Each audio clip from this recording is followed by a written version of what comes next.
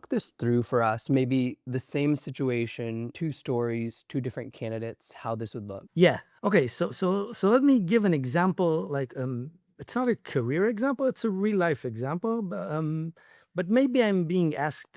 Tell me about something interesting that happened in the last week. Something that you're proud of. Now, let me give this example. Um, I have this neighbor. Yesterday, I was coming to the driveway. I saw the neighbor pulling in and pulling out 18 bags of groceries out of their car.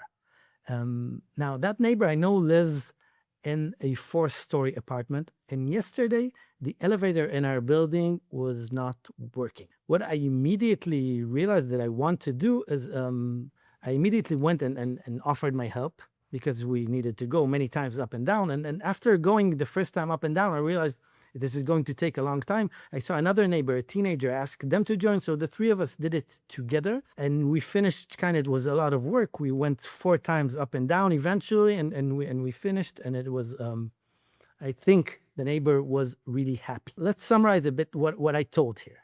I told about 18 bags. I talked about a broken elevator. This was the situation. Then I described five or four trips up and down, which is a lot of work. I also told how I recruited a neighbor. This is more or less it. These are the things that I talked about. Now, an interviewer listening to the story, what would they learn about me? They would learn that I'm good at heavy lifting. Heavy lifting. I'm not afraid. Yeah, literally heavy lifting. I'm not afraid to do hard work. Also, I'm good at project management. I realized that where we don't have enough people, I recruited the neighbor. Interesting. Now, let me tell it in another way. The exact same story, but I'm pointing out to different things. Yesterday, as I was coming back home, I saw my neighbor who lives on the fourth floor pulling out 18 bags of groceries. Now, this neighbor is an 83-year-old elderly widower. I know him for over a decade. His wife passed away like 20 years ago. He's very independent. He does everything alone, but still he's 83 years old. So I immediately thought that they might need some help there. I politely offered to help them because I didn't want to make it seem as if they can't do it themselves. So I politely offered to help them. They were actually very happy. I actually took most of the bags myself because what to do? I'm a bit stronger. And actually asked another neighbor to join, a teenager neighbor joined me. We did most of the lifting ourselves, and he was really thankful. He really thanked us. It was something that I felt really good after that. Now, from this story, what are the fact that I have an elderly widower. I didn't want to.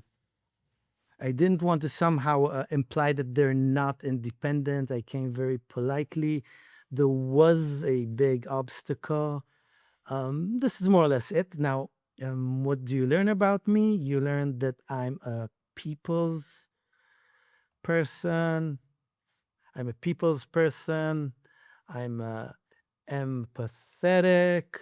Maybe a few other things. But you see, it's exact same facts. I just chose which facts to highlight and with which color to color my story.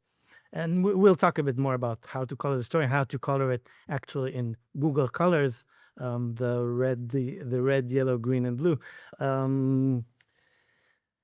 Yeah, so this I think is an example that I like to show of how stories can differ. What is the interviewer's brain doing differently in story A versus story B?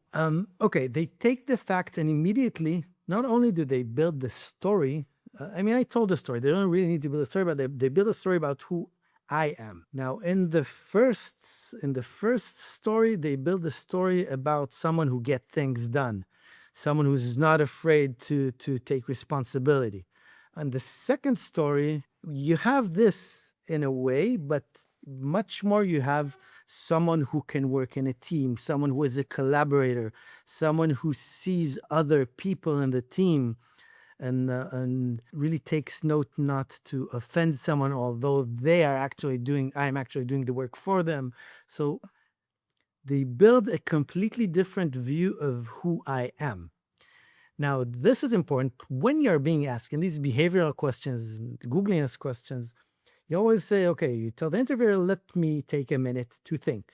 And dozens of stories start running in your head. So before choosing a story, it is important to take the interviewer's question and break down what is the theme of this question? What are they trying to learn about me in this specific question? I hope you enjoyed that short clip. You can check out the full episode here.